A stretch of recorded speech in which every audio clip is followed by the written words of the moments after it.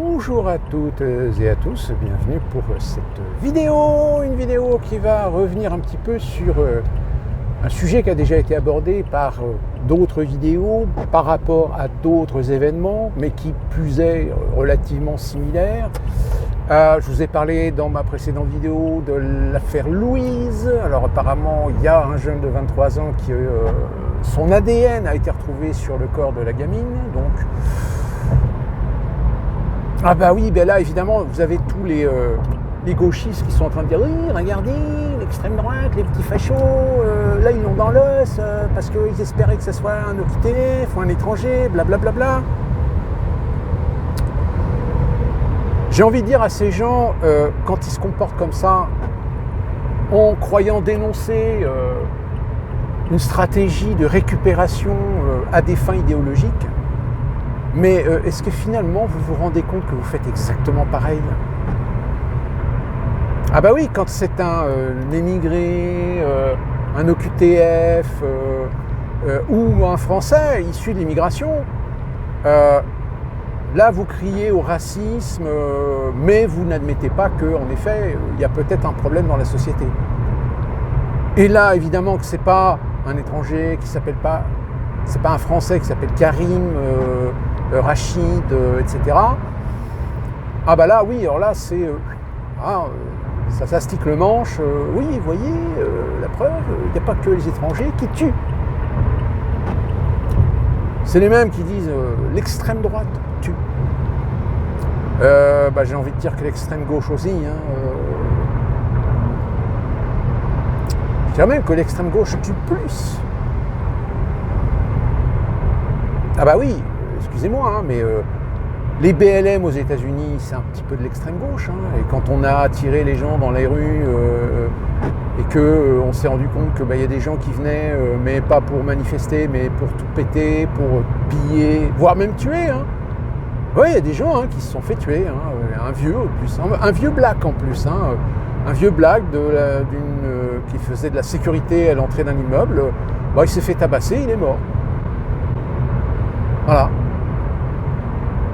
Alors en France, quand on dit l'extrême droite tue, qu'est-ce qu'on nous ressort à chaque fois? C'est l'affaire Méric. Non, l'affaire Méric, c'est que le Méric, il était épais comme un carlet, il a joué les gorilles, il a voulu jouer les Hulk, sauf qu'il est tombé sur plus fort que lui. Il est mal tombé au cou, il est mort. Mais on en a fait tout un pataquès parce que celui qui lui a donné sa baffe, c'est un mec d'extrême droite plutôt qu'une personne ordinaire. Alors tout ça pour dire quoi? Mais pour vous dire que je l'ai déjà dit dans plusieurs vidéos. Le problème, c'est que la société évolue très très vite. Qui plus est, dans une société où le système doit évoluer avec son temps, doit évoluer avec ses phénomènes de société. Or, malheureusement, depuis 40 ans, je dirais que depuis que les socialistes sont arrivés au pouvoir dans les années 80, on a joué la carte de l'humanisme, du droit de l'homisme, du multiculturalisme, et du coup, il y a des lois qui ont disparu, on a assoupli certaines conditions, on a créé d'autres lois pour contrer d'autres lois, on est plutôt dans l'idéologie de la prévention plutôt que la répression. Oui, sauf que quand on est en face d'individus qui n'ont strictement rien à branler du respect, de l'autorité, ou ne serait-ce que de remercier la société de s'investir pour toi, pour t'aider, non, tu craches dans la soupe. Pas tous, mais il y en a, crachent dans la soupe. Il y a un moment donné où stop. Moi aux États-Unis, je suis un émigré. J'ai mon statut de résident permanent à vie. Mais à vie, ça ne veut pas dire qu'il est à vie si je ne fais pas des conneries. Si je fais des grosses conneries et que je suis répréhensible aux yeux de la loi, voire même je peux aller faire de la tôle, ne serait-ce que 15 jours de tôle, par exemple. Un juge peut très bien, et il en a le pouvoir, annuler mon statut de résident permanent, et une fois que j'ai fini mon temps de tôle, on me renvoie en France. Minu militari, sans discussion. Ça se passe comme ça ici aux États-Unis. T'es légal, tu restes, t'es illégal, tu repars. Alors évidemment qu'aux États-Unis, vous avez du côté des démocrates des investissements, des financements, et d'ailleurs l'USAID, vous savez, cette fameuse institution qui a été fermée par Donald Trump, là on commence à avoir des dossiers. Hein, dans la vidéo sur l'USAID que je vous ai faite, j'ai rajouté le lien de la page de cet organisme, où on voit qu'ils ont filé 2 fois 400, un petit peu plus de 400 000 dollars à l'agence France-Presse. Puis c'est pas tout, hein, c'est des organismes de presse, c'est des soutiens à des organismes d'opposition politique, etc. C'est ça le USAID, c'est-à-dire l'aide au développement. L'aide au développement de quoi ? De foutre le bordel dans certains pays quand ces pays-là ne correspondent pas aux valeurs ou sont considérés comme une menace pour l'hégémonie américaine. Ben oui, c'est ça. Ça fonctionne comme ça. Et donc, la conséquence, l'héritage de ces 40 ans de laisser faire finalement, on a essayé de jouer la carte de l'assouplissement, allez, il faut être gentil, vous comprenez, c'est des gens, dans leur pays, ils n'ont pas la vie facile, vivent dans la misère. Ouais, mais le problème, c'est que ces gens, il y en a pas mal, qui sont venus en France, en effet, et qui se sont très bien intégrés, qui ont travaillé, qui ont poussé leurs gamins, qui ont même poussé leurs gamins à être fiers, s'ils sont nés en France, d'être français. On ne leur demande pas de renier leurs origines, mais au moins de respecter les valeurs de la France, de respecter les principes et les mœurs de la République, dont l'une des plus importantes qui est la séparation de l'État et de l'Église. Ça inclut donc religion. Qui dit laïcité dit religion chez toi, dans l'espace public, pas de religion. Ah oui, il y a toujours ceux qui disent « Oui, mais regardez, en France, dans ce cas-là, il faut supprimer les jours fériés, il faut supprimer Pâques, il faut supprimer Noël. » Oui, mais attendez, il y a une différence entre jouer la carte de la laïcité pour éviter l'influence ou l'idéologie religieuse et préserver un patrimoine historique. C'est un héritage historique. La France n'était pas un pays musulman, que je sache. La France n'était pas un pays juif. La France était un pays chrétien, catholique et protestant.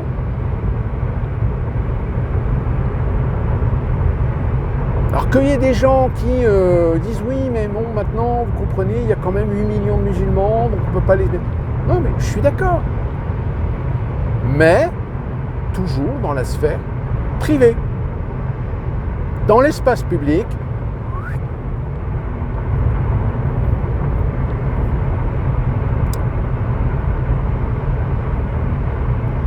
mais encore une fois, le problème, la laïcité rejoint le sujet que je vais aborder sur cette vidéo.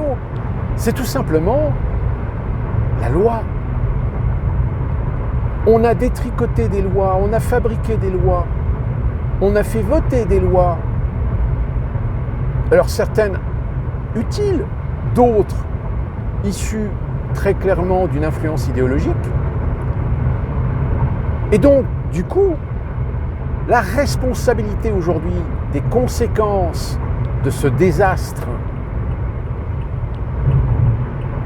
c'est tout simplement les représentations nationales. Excusez-moi, mais qui vote les lois ?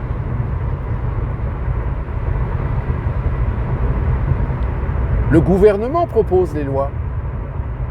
Alors des fois, quand il y a des lois, ça passe pas, ou qu'ils veulent absolument qu'elles passent, etc., c'est là qu'ils font l'usage du 49.3. Les députés peuvent faire des projets de loi. Les sénateurs peuvent faire des projets de loi. Donc il y a un débat démocratique sur une loi qu'on veut proposer, qu'on veut faire adopter. Sauf que le problème, c'est que malheureusement, il y a certaines lois qui ne passent pas parce qu'il y a un clientélisme aussi bien du côté de la gauche que de la droite, parce que derrière, vous avez le lobbying européen qui, lui, fait voter des directives, et les directives doivent trouver leur concordance dans la loi du pays membre de l'Union européenne.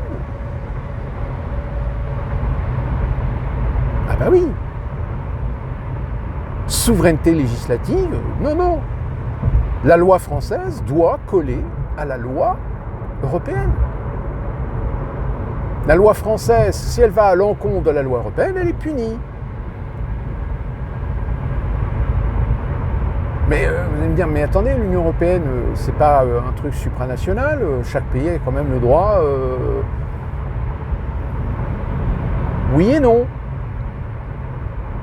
La différence qu'il y a entre l'Union européenne et les États-Unis, c'est qu'aux États-Unis, les 50 États ont le droit de faire jouer le processus démocratique pour voter des lois, pour abroger des lois, pour modifier des lois ou des décrets fédéraux, ce qui fait que vous avez des fois dans certains domaines des différences de réglementation, de lois dans certains domaines, que ce soit par exemple, j'en ai déjà donné des exemples, mais par exemple, vous avez des lois en matière de sécurité routière. En Caroline du Nord, le port du casque en moto est obligatoire, mais il ne l'est pas en Caroline du Sud. En Caroline du Nord, vous avez l'obligation d'avoir un pare-choc avant et arrière sur votre véhicule. En Caroline du Nord, ce n'est pas obligatoire. C'est recommandé. En Caroline du Nord, vous n'avez pas le droit d'avoir des vitres trop teintées, car on doit pouvoir vous voir à l'intérieur. Ce n'est pas le cas en Caroline du Sud. En Caroline du Nord, vous ne pouvez pas acheter des alcools forts dans des supermarchés, dans des supérettes, dans des stations-service, etc. Vous êtes obligé de passer par les ABC, Alcohol and Beverage Corporation. Mais il suffit de traverser la frontière avec la Caroline du Sud et tout d'un coup, là, c'est open bar, vous avez des boutiques, vous pouvez acheter tous les alcools. Même moi, je peux trouver des alcools français, du vin français. Bon, par contre, plus cher. Les taxes, merci Trump. Mais je peux, par exemple, je peux même trouver du Calvados. Alors, j'ai pas vérifié si je peux trouver du Chouchen, par exemple.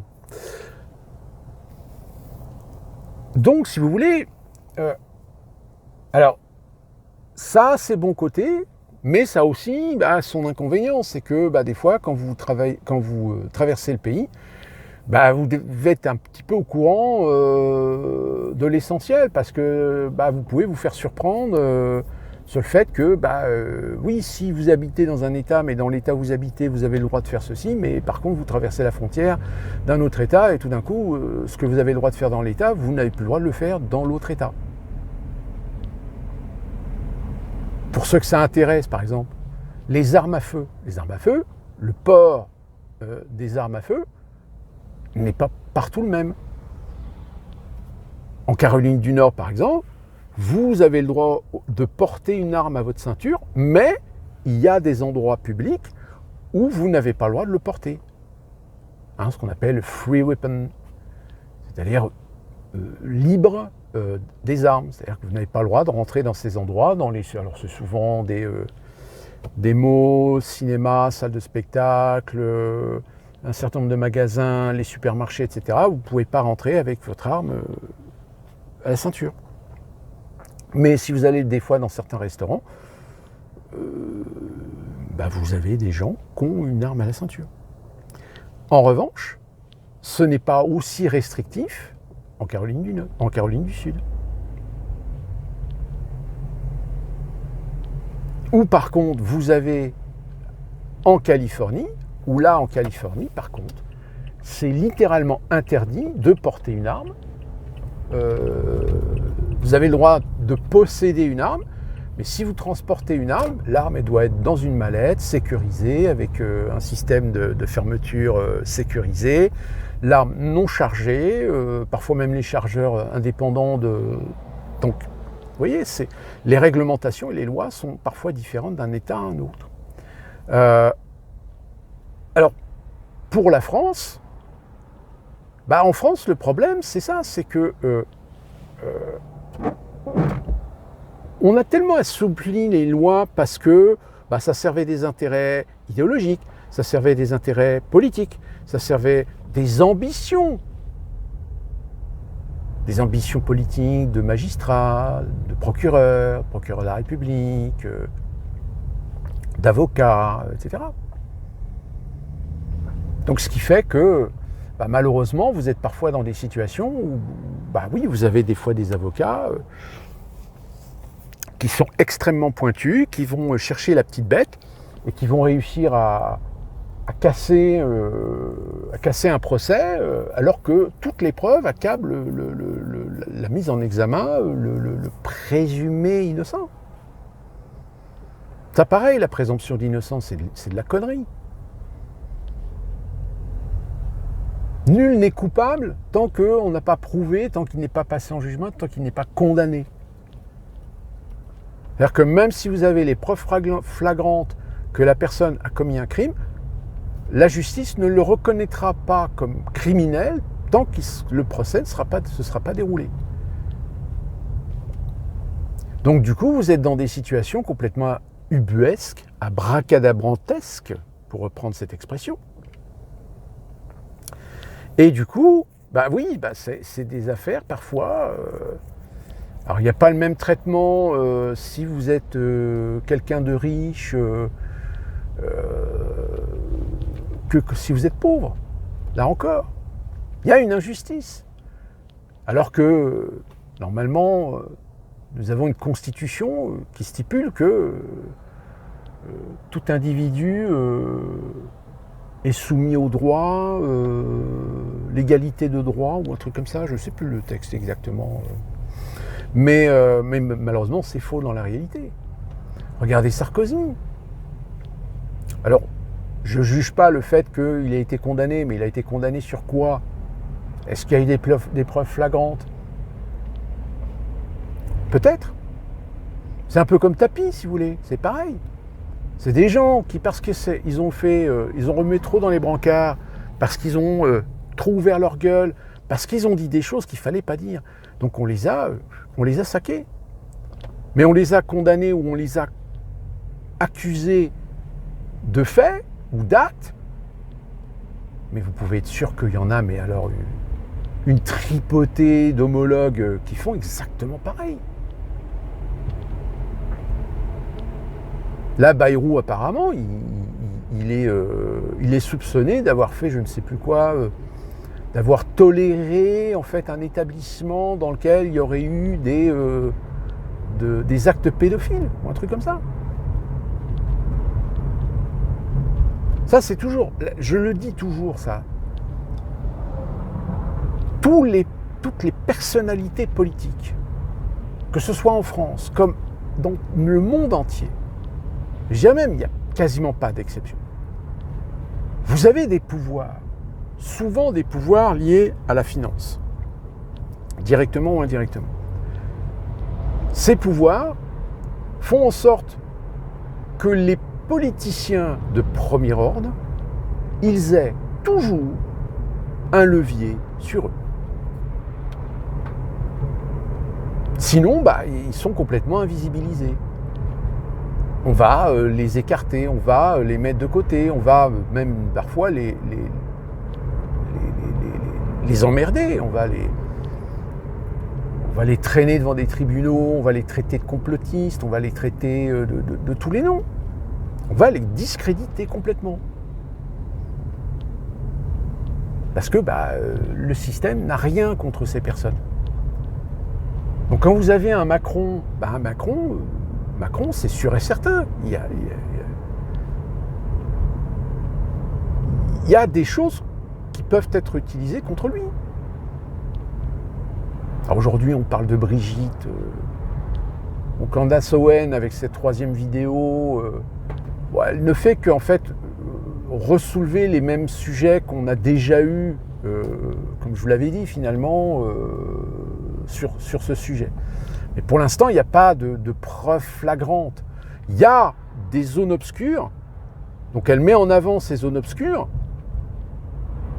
Et c'est vrai, je disais par exemple, c'est étrange, il n'y a aucune photo de famille de Brigitte Macron où elle est enceinte. On la voit enceinte de ses gamins. Les gamins qu'elle a eus avec son premier mariage, son premier mari. Qui dans une famille, et en plus c'est pas une famille pauvre, qui dans une famille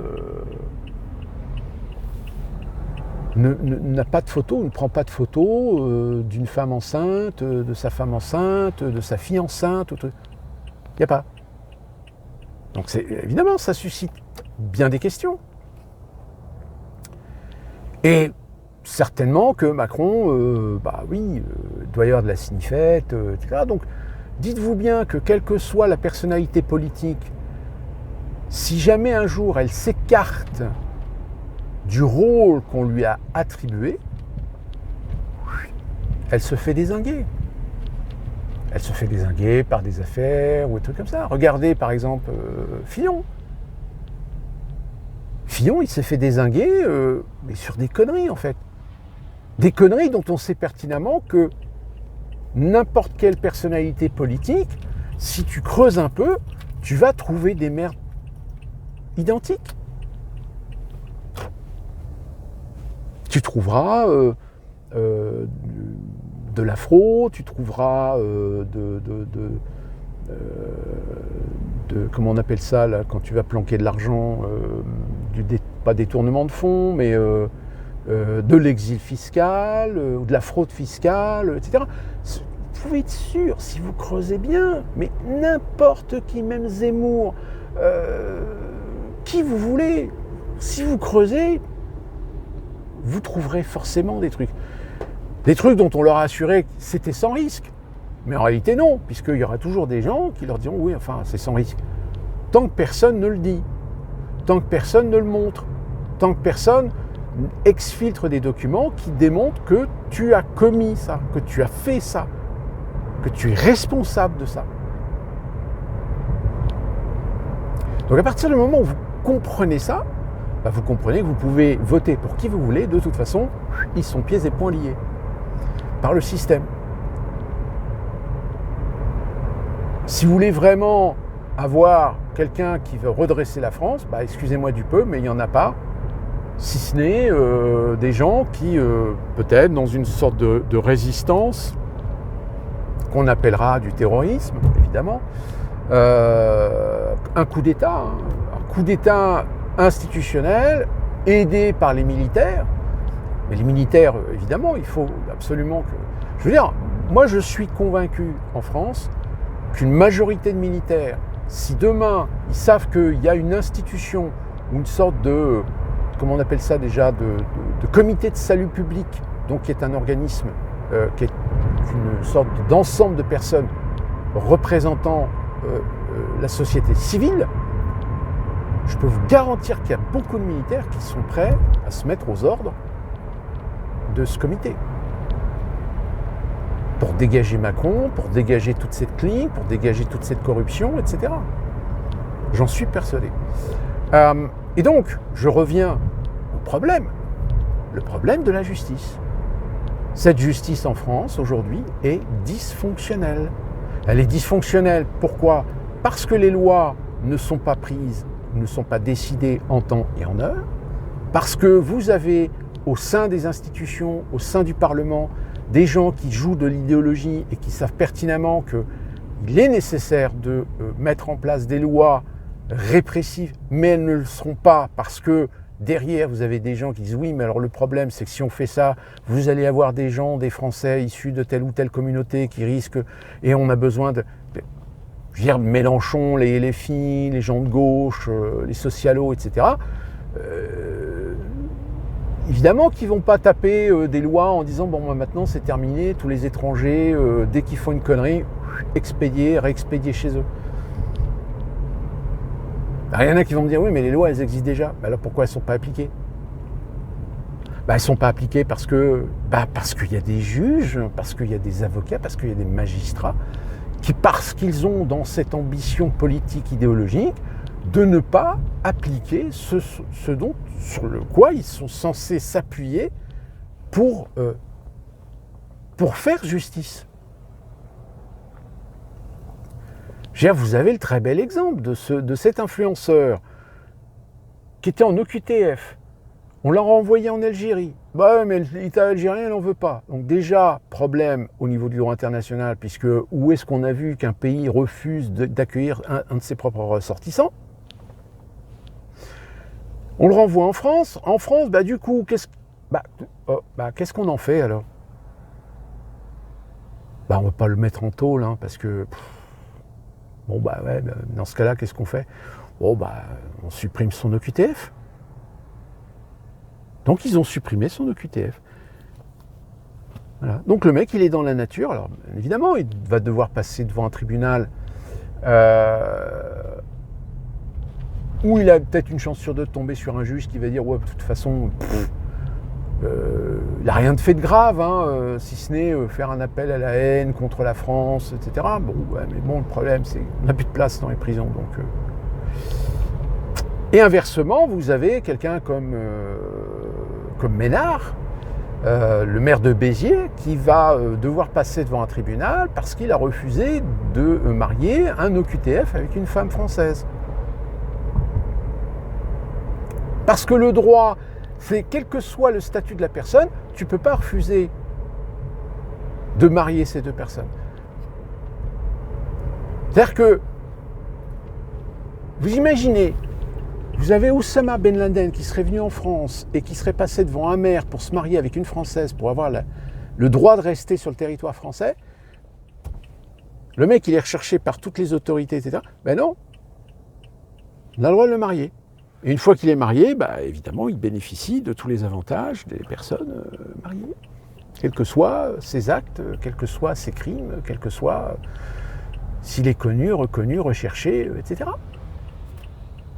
Donc là, en effet, la Ménard, c'est ce qu'il dit. Il dit de toute façon, je vais te condamner, puisque, en effet, j'ai refusé un droit fondamental. Mais parce qu'il y a un flou dans justement la loi et que personne n'a envie justement de remplir ce flou, de combler ce flou, en disant que toute personne qui se marie à la mairie doit être un Français ou en situation régulière, en situation légale, ou ne pas être soumis à un OQTF ou à un ERC. Un ordre de reconduite à la frontière. Je crois que c'est ça, un ordre de reconduite à la frontière. Mais il n'y a pas.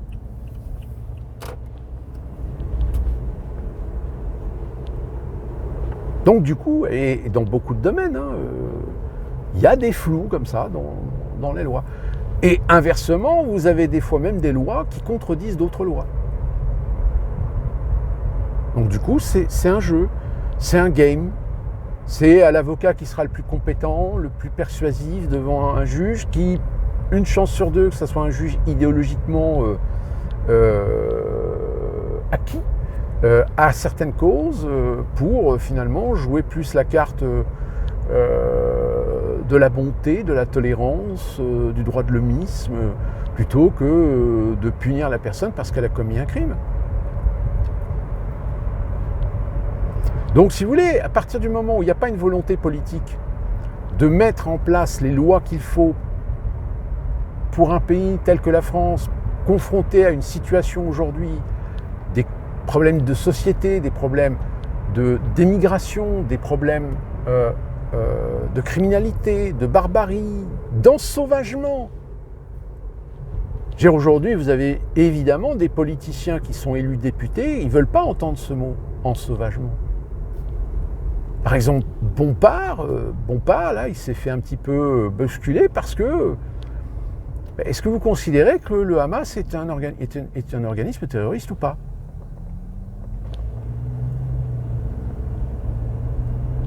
Est-ce que vous non, c'est pas Hamas, je crois que c'est islamiste. Est-ce que vous reconnaissez le terrorisme islamique? Et Bompard, il dit oui, non, mais moi j'utilise les mots que je veux. Ben oui, mais tu utilises les mots que tu veux, mais finalement tu ne réponds pas à la question. Si on te pose la question, est-ce que oui ou non tu reconnais un terrorisme islamique? Le mec il répond pas. Il dit oui, non, mais toutes les organisations terroristes, je condamne, blablabla, etc. Non, mais c'est pas la question qu'on te pose. Oui, mais moi c'est ma réponse. Ok, donc tu ne réponds pas à la question parce que tu n'as pas envie de répondre, parce que de toute façon, tu sais pertinemment que si tu as le malheur de mettre un point négatif à l'encontre des musulmans de quelque manière que ce soit, les musulmans étant ton électorat,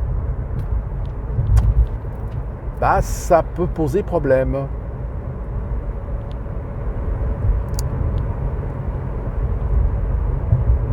Donc c'est pour ça que je dis que de toute façon, le problème que vous avez en France, bah, c'est tout simplement les lois.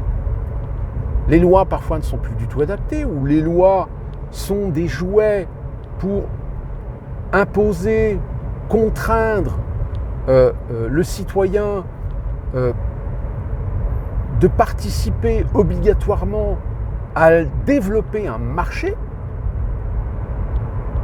Parce que ça aussi, hein, le lobbying, que ce soit au niveau du Parlement européen ou même au niveau du Parlement français, vous avez des députés, des fois, qui sont sollicités pour avoir des entretiens avec des gens. Nous sommes représentants du syndicat de telle activité, de tel secteur professionnel. Aujourd'hui, on est confronté à une concurrence déloyale. Donc, ce qui serait bien, c'est que vous puissiez faire une loi protectionniste pour empêcher la libre concurrence, parce que nous, le concurrent, il a une offre plus intéressante et de qualité, mais nous, on ne peut pas s'aligner parce que ça coûterait trop cher. Donc, ce qui serait bien, c'est que vous pondiez une loi qui interdise notre concurrent de vendre en France pour que nous, on puisse continuer à vendre de la merde. Voilà comment ça se passe.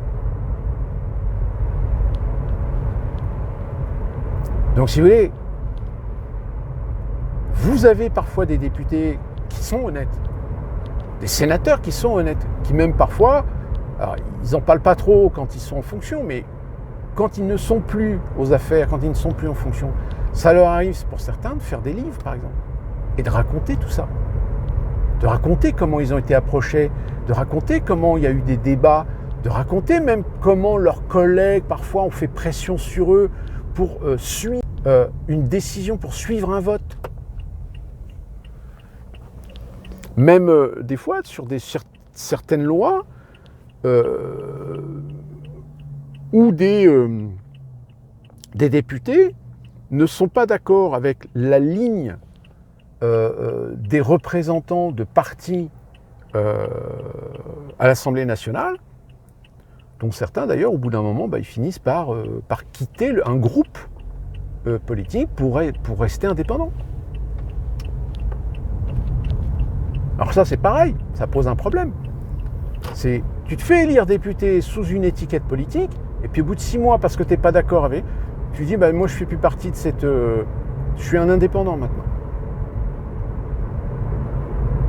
Non, tu t'es fait élire avec un programme sous une étiquette, si tu n'es plus d'accord ou si tu es en désaccord avec l'étiquette politique, etc., tu démissionnes.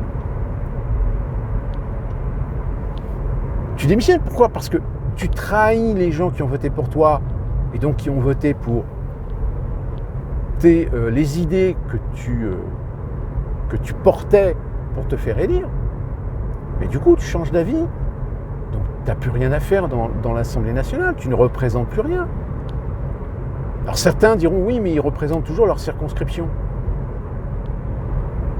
Oui. Mais le problème, c'est que ils sont tout seuls. C'est comme Ruffin, par exemple. Ruffin, il a enfin compris qu'il a peut-être plus de chance en étant tout seul, en créant son propre parti à la limite, que de s'affilier avec LFI. Bon, sauf que le problème, c'est que Ruffin aujourd'hui, c'est quand la dernière fois que vous l'avez vu? Je ne sais pas si vous avez remarqué, mais alors on le voit, hein, il passe encore dans certaines émissions, mais on le voit beaucoup moins que quand il était sous étiquette LFI. Ah bah oui, non mais pareil, hein, l'espace médiatique, chasse gardée. Donc c'est pour ça que très souvent je dis, malheureusement, le problème que vous avez en France, c'est que la France n'est plus équipée, n'est plus outillée pour affronter l'évolution d'une société dont certains individus deviennent des dangers publics. Et que même quand le système identifie les individus comme étant des dangers publics, ben malheureusement, comme il n'y a pas de loi, comme il n'y a pas de structure, comme il n'y a rien pour les mettre à l'écart de la société, et résultat des courses, ben vous avez aujourd'hui des gens qui sont dans la nature, mais qui ne devraient pas l'être. Alors on fait, c'est pareil, hein, c'est comme quand vous avez des individus aujourd'hui qui commettent un crime.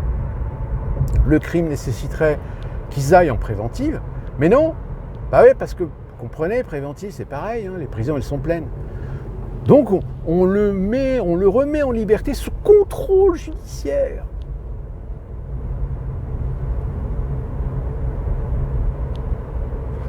Combien il y en a qui respectent le contrôle judiciaire? À mon avis, il ne doit pas y en avoir des masses. Hein. Je pense qu'à mon avis, il y en a plein qui sont passés devant un tribunal, qui ont été libérés sous contrôle judiciaire, mais qui devront passer en procès, mais qui ne sont plus en France. Hein. Ils se sont carapatés. Hein. Ou alors ils se font représenter par un avocat, etc. Mais puis d'ici là, qui tombe sur un juge qui, oui, vous comprenez, normalement, je devrais vous punir sévèrement, mais là je peux pas, parce que j'ai plus de place. J'ai plus de place en prison. Donc allez, je vous donne une 3e, 4e, 5e, 6e chance. Sauf que tu as affaire à un multirécidiviste. Donc il va forcément récidiver, puisqu'il n'y a pas de punition.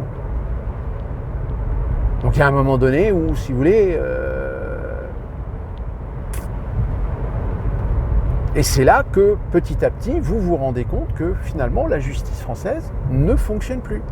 Alors elle fonctionne très bien quand il s'agit de condamner des pauvres gens comme le gilet jaune, là, Didier Détinger, qui a boxé, qui a filé 2-3 grosses patates sur un bouclier d'un CRS. Alors lui, il en a fait de la tôle.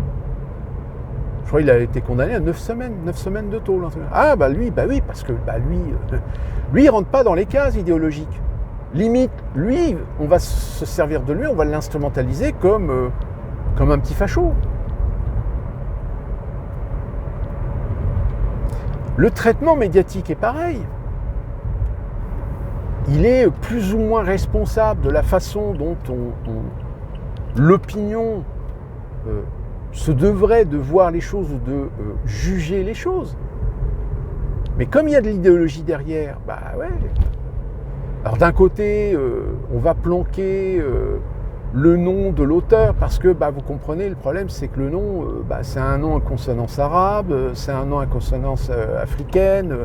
Donc, vu la conjoncture actuelle, vu la montée des extrêmes, etc., on va essayer de...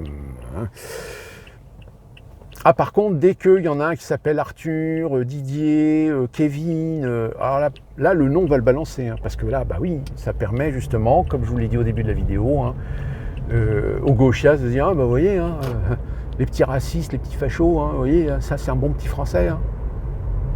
Ouais, sauf que pour le bon petit français qui vient de violer ou tuer une gamine, t'en as combien qui vont jouer du couteau contre un innocent? qui est issu de l'immigration, qui est un OQTF. Après, c'est une question de proportion. Ah bah oui, non mais c'est partout pareil. C'est facile à un moment donné de montrer du doigt une personne parce que justement elle va rentrer dans les cases de ce que le discours ou le narratif, on va dire idéologique, veut essayer de prouver et de contrer, hein, comme je vous l'ai dit tout en début de vidéo, hein, l'extrême droite tue. L'extrême droite, elle tue. Oui, peut-être, mais à quelle proportion? Parce que c'est ça aussi le problème. Après, évidemment,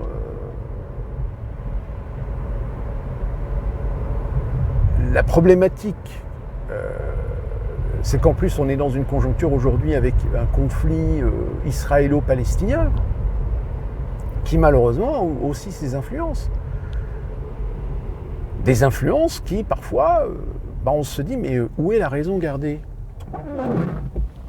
Parce que j'entends bien, hein, oui, rendez-vous compte, l'Israël a tué des gamins, des enfants, il y a plus de 15 000 victimes, c'est un génocide. Bon, là aujourd'hui, vous avez Trump qui commence à réfléchir, qui a balancé l'idée, ça serait bien qu'on fasse de la bande de Gaza une côte d'Azur pour touristes, etc. Mais alors, par contre, les Gazaouis, ça serait bien qu'on les répartisse un petit peu partout. Bon, sauf que le problème, c'est que les Égyptiens, les Syriens, les Irakiens, ils en veulent pas. Bah oui, parce qu'ils ont trop peur de se retrouver dans la situation du Liban, par exemple. Hein, ce qu'on appelle la libanisation. La libanisation, vous savez que dans les années 60, le Liban était majoritairement chrétien. Quand il y a eu les premiers exodes palestiniens vers le Liban, petit à petit, la tendance est inversée. C'est-à-dire qu'aujourd'hui, les chrétiens sont minoritaires, les musulmans sont majoritaires. La seule problématique, c'est que après, vous avez l'influence idéologique, religieuse, plus particulièrement chiite, qui est venue mettre son grain de sel dedans, et puis la conséquence, on la connaît. Donc, si vous voulez, les Palestiniens, apparemment, je dis apparemment, hein, ils n'ont pas bonne réputation. Parce que tous les endroits où on les a accueillis en tant que réfugiés, etc., ça s'est jamais très bien passé. Donc, y a des pays qui disent « Ouais, non, maintenant, moi, non, j'en veux plus. » C'est pour ça que Donald Trump est en train de faire une sorte de petit chantage pour dire « Je comprends que vous en vouliez pas, mais vous allez devoir les prendre quand même, parce que de toute façon, moi, j'ai promis à Bibi de nettoyer la bande de Gaza de tous les Palestiniens. » Ça rejoint ce que je vous disais dans une précédente vidéo. De toute façon, en l'état, il n'y a pas d'autre solution. C'est un des deux doit disparaître. Alors vous allez me dire, oui, mais c'est dégueulasse, rendez-vous compte, Israël, en 1947, ils ont piqué le territoire, normalement. Je dis, mais oui, mais attendez. Combien de fois dans l'histoire de l'humanité, des pays ont piqué le territoire d'un autre pays, que des pays ont fait des empires, que des empires ont construit des nouveaux pays, où on fait disparaître de nouveaux pays, ou détruit des pays, des anciens pays, voire même éradiquer des civilisations, etc. On regarde ça avec notre regard du présent, en disant « Ah ouais, mais bon, c'était une époque. » Je dis « Oui, c'était une époque. » Mais au final, est-ce qu'on a vraiment changé? Non. Non, parce qu'on est toujours dans le principe des empires, de la domination, même si les noms ont changé. On n'appelle plus des royaumes des empires, on appelle ça des démocraties, on appelle ça des nations, on appelle ça des communautés, on appelle ça des unions. Donc si vous voulez, vous pouvez changer le nom des choses. Le problème, c'est que les bases, même les rouages même de fonctionnement restent les mêmes. C'est qu'il y a toujours une volonté de domination et de soumission.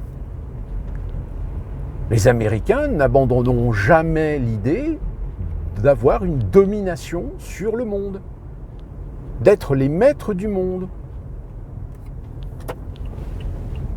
Donc à partir du moment où ils ont cette volonté d'être partout, d'influencer partout, et d'ailleurs l'USAID fait partie de ces organismes qui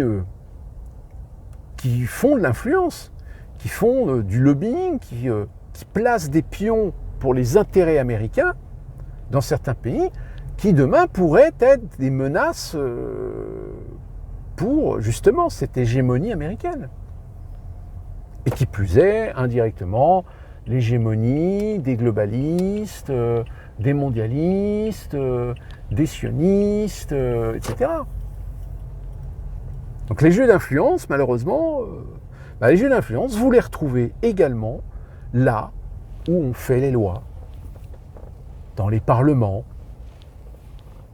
le Conseil constitutionnel par exemple. Le Conseil constitutionnel, j'ai envie de dire,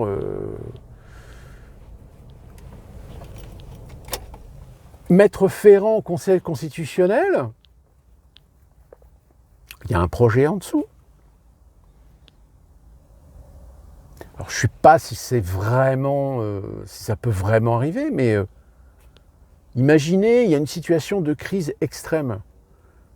Une situation de crise extrême qui fait que Macron veut rester au pouvoir pour gérer la crise. Et dans ce cas-là, il a besoin de modifier la loi, il a besoin de modifier les textes. Et bien dans ce cas-là, il a le nouveau président du Conseil constitutionnel qui s'appelle Ferrand nommé, soutenu par Macron, et donc je te renvoie l'ascenseur, tu peux pondre la loi que tu veux, nous, on la valide. Tu veux réformer la Constitution, tu veux retirer les 2 mandats pour mettre un principe que autant qu'un président se présente et qu'il gagne, il n'y a pas de limite. C'est ce qu'il veut. Donc malheureusement, tant que la législation, tant que le pouvoir législatif ne prend pas à bras-le-corps les réels problèmes sociétaux, sécuritaires, sociaux du pays, vous allez vous enfoncer. Vous allez vous enfoncer encore et toujours plus loin, toujours plus profond, parce que vous n'avez pas à la tête du pays des courages politiques, des ambitions politiques dans l'intérêt du peuple, dans l'intérêt de la nation, et du coup vous allez mourir. Et qui plus est, mourir avec le plan toujours, comme je le répète, de soumission, de domination de l'Union européenne en tant que système supranational, et du coup vous allez du jour au lendemain vous réveiller où vous n'allez plus avoir votre souveraineté. Vous aurez une souveraineté fantoche, une souveraineté d'apparat, mais les réelles décisions ne dépendront plus de vous, ne dépendront plus de la République, ne dépendront plus du Parlement ou de l'État. L'État et le Parlement ne seront que des exécutants. Point barre. Donc malheureusement, la justice, alors parfois elle fonctionne, mais malheureusement, des fois elle va dysfonctionner pour des raisons idéologiques. Et ça, malheureusement, ça se voit de plus en plus. Et donc il y a un moment donné où le risque, c'est que finalement, il y a des Français qui vont commencer à gueuler un petit peu plus fort. Mais bon, ce n'est pas le cas pour l'instant. D'ici là, qu'on se retrouve pour une prochaine vidéo. J'espère que cette vidéo vous aura éclairé un petit peu plus pour voir où est véritablement le cancer, le fond du problème. C'est-à-dire c'est le pouvoir législatif aujourd'hui qui est à l'origine de pas mal de problèmes.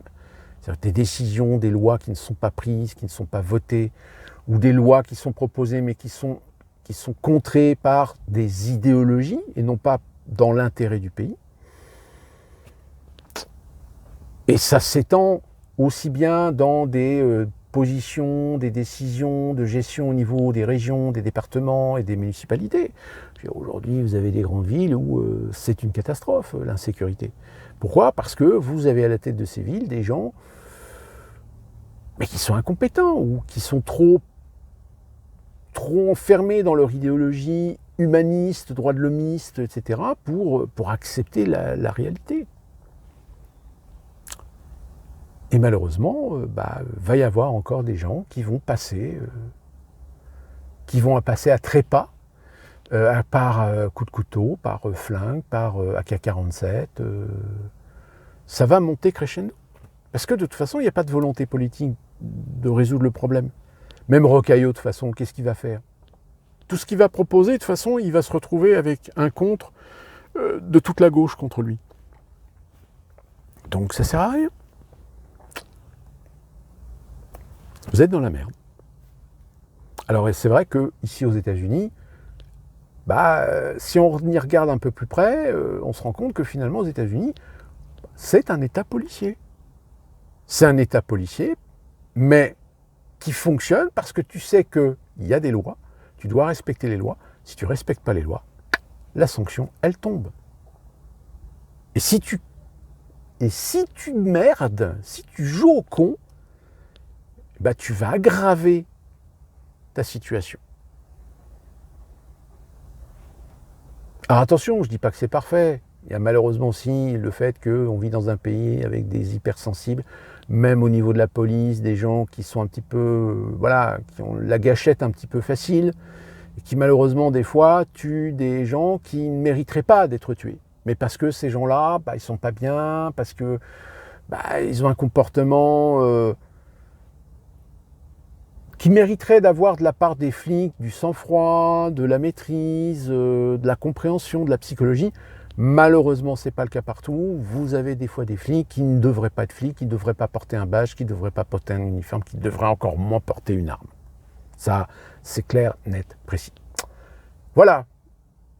Longue vidéo. Je vous laisse ainsi. Moi, je vais aller faire des courses. Et on se retrouve très prochainement pour une nouvelle vidéo.